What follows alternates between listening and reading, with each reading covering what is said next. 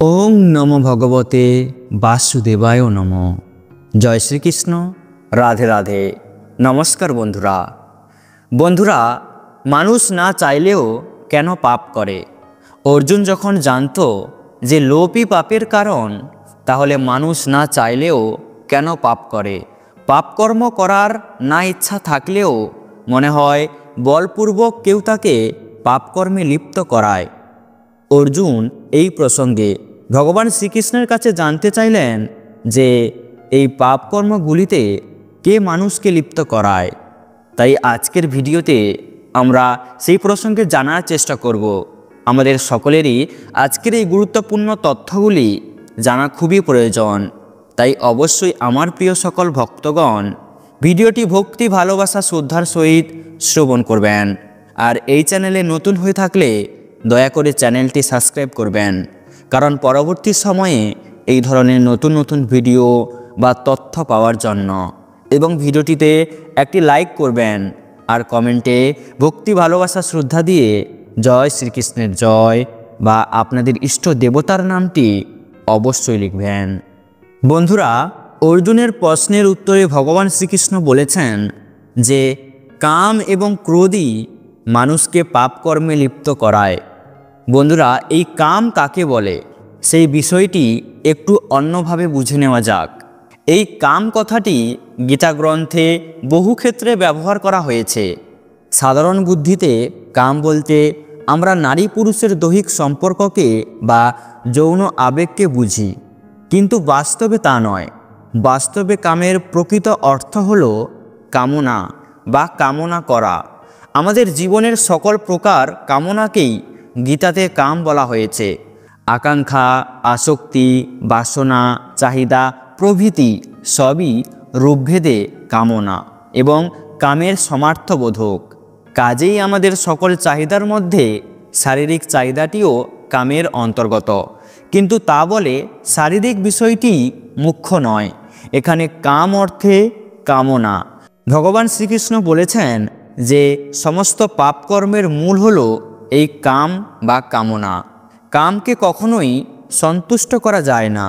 যতই কামনা পূরণ করা হয় না কেন, পরের বার তার অধিক পাবার আকাঙ্ক্ষা আমাদের মনের মধ্যে জেগে ওঠে। আর এই কামনা মতো বস্তু প্রাপ্তি না হলে যে স্থান হতে না পাওয়ার বাধা সৃষ্টি হয়েছে বা যিনি এই কামনায় বাধা প্রদান করেছেন তার উপর আমাদের ক্রোধ জন্মায়। আর এই ক্রোধ মানুষকে হিতাহিত জ্ঞানশূন্য করে দেয়। ক্রোধে বশবর্তী মানুষ কোনো পাপকর্ম করতেই ইতস্তত করেন না। অচিরেই তার জীবন বিস্ময় হয়ে ওঠে। তাই কাজেই সকল অশান্তির মূল হলো এই কামনা। আর এই কামনা আমাদের রজগুণ হতে উৎপন্ন হয়। কামনাকে দমন করতে হলে কামনা উৎপাদনকারী রজগুণকে আগে দমন করতে হবে। রজগুণ দমিত হয় শতগুণের প্রভাবে। সাধনার দ্বারা চিত্তে শতগুণকে বৃদ্ধি করতে হবে, যার দ্বারা রজগুণ অবদমিত হবে। রজগুণ অবদমিত হলে কামনাও দমিত হবে। কামনা না থাকলে ক্রোধও আসতে পারবে না। এবং বন্ধুরা, ভগবান শ্রীকৃষ্ণ আরও বলেছেন যে ধোঁয়া যেমন আগুনকে, ময়লা আয়নাকে, জরায়ু গর্ভকে আবৃত করে রাখে বা ঢেকে রাখে, তেমনই এই কামনাও আমাদের জ্ঞানকে আবৃত করে রাখে বা আমাদের জ্ঞানকে ঢেকে রাখে। অর্থাৎ এই কামনা আমাদের বিবেককে আবৃত করে ফেলে আর আমাদের বিবেক বুদ্ধিতে প্রকাশমান হয়। বন্ধুরা, এই বুদ্ধি তিন প্রকার হয়: সাত্ত্বিক, রাজসিক ও তামসিক। আমাদের বুদ্ধি এই তিন প্রকার হয়ে থাকে। বন্ধুরা, আপনাদের এখানে বলে রাখি যে এই সাত্ত্বিক বুদ্ধির অর্থ হলো বিশুদ্ধ বা পরিষ্কার। আর এই সাত্ত্বিক বুদ্ধি আমাদের কর্তব্য ও অকর্তব্যের স্পষ্ট জ্ঞানের প্রকাশ করায়। আর রাজসিক বুদ্ধি অস্পষ্ট জ্ঞানের প্রকাশ করায়। এবং তামসিক বুদ্ধি সবেতেই বিপরীত জ্ঞান উৎপন্ন করে। আর আমাদের এই কামনা আমাদের সাত্ত্বিক বুদ্ধিকে ধোঁয়ার মতো ঢেকে ফেলে। সেক্ষেত্রে রাজসিক বা তামসিক বুদ্ধির তো কথাই নেই। এখানে আগুনকে ধোঁয়া, দর্পণকে ময়লা এবং গর্ভকে জরায়ুর দ্বারা আবৃত করার তুলনা করা হয়েছে আমাদের জীবনে কাম, জ্ঞান ও বিবেককে। তাই এখানে ভগবান শ্রীকৃষ্ণ বলেছেন যে একদম প্রথম অবস্থায় সতর্ক থাকলে সাধক বিবেক বুদ্ধি জাগ্রত করে পতন হতে হয়তো নিজেকে রক্ষা করতে পারেন, কিন্তু দ্বিতীয় অবস্থাতে সাধকের কর্তব্য ও অকর্তব্যের জ্ঞান অস্পষ্ট হয়ে পড়ে। এখানে রাজসিক বুদ্ধির কথা বলা হয়েছে। তখন পূর্ব স্বীকৃতি বা সাধুসংঘ বা ভাগ্য বলে সাধক হয়তো তার বিবেক ফিরে পেলে রক্ষা পান, কিন্তু তৃতীয় অবস্থাতে সাধক সকল সীমার পারে চলে যান, কোনোভাবেই আর নিজেকে রক্ষা করতে পারেন না। কারণ কামনার একবার স্ফুরণ হলে তা আগুনের মতো অতি দ্রুতবেগে বাড়তেই থাকে। সেজন্য তৃতীয় অবস্থা প্রাপ্ত সাধকের কল্যাণের পথে ফেরার আর কোনো রাস্তা খোলা থাকে না। বিবেক সকলেরই থাকে, কিন্তু কামনার তাড়নায় একবার তা হারিয়ে গেলে তাকে আর ফিরে পাওয়া যায় না। পরমাত্মার সাধনায় সবথেকে বড় অন্তরায় হলো এই কামনা। কামনা সমস্ত কল্যাণের কাঁটাস্বরূপই শুধু নয়, এটি নরক পথের মূল কাণ্ডারি। এছাড়াও ভগবান শ্রীকৃষ্ণ আরও বলেছেন যে জ্ঞানের চিরশত্রু এই কাম। অগ্নির মতো অপূরণীয় এই কাম দ্বারা জ্ঞান আবৃত থাকে। অর্থাৎ আগুনে ঘি ঢাললে যেমন আগুনের খিদা না মিটে তা আরও বেড়ে চলে, তেমনি অনুকূল ভোগ পেতে থাকলে কামনা তৃপ্ত হয় না, তা আরও বেড়েই চলে। ভোগ এবং সম্পদ সংগ্রহের কামনা কখনোই পূর্ণ হয় না। আমাদের জীবনে কখনো কারোর কামনাই পূর্ণ হয় না। আর এই কামনা বা কাম আমাদের বিবেককে দমন করে রাখে, জাগ্রত হতে দেয় না। জড় জগতের সাথে সম্পর্কিত বস্তু হতে সুখ পাওয়ার আকাঙ্ক্ষাকে কামনা বলে। জাগতিক বস্তুর গুরুত্ব বোধই হলো কামনা। অপ্রাপ্য বস্তু পাবার ইচ্ছা হলো কামনা। হৃদয়ে অবদমিত বাসনাকে কামনা বলে। আর বস্তুর প্রতি আকর্ষণ ও প্রিয় ভাব হলো আসক্তি। আর কোনো বস্তু পাবার সম্ভাবনা হলো আশা। অধিক পরিমাণে পাওয়ার ইচ্ছা হলো লোভ। এগুলোই সমস্তই কামের বিভিন্ন রূপ।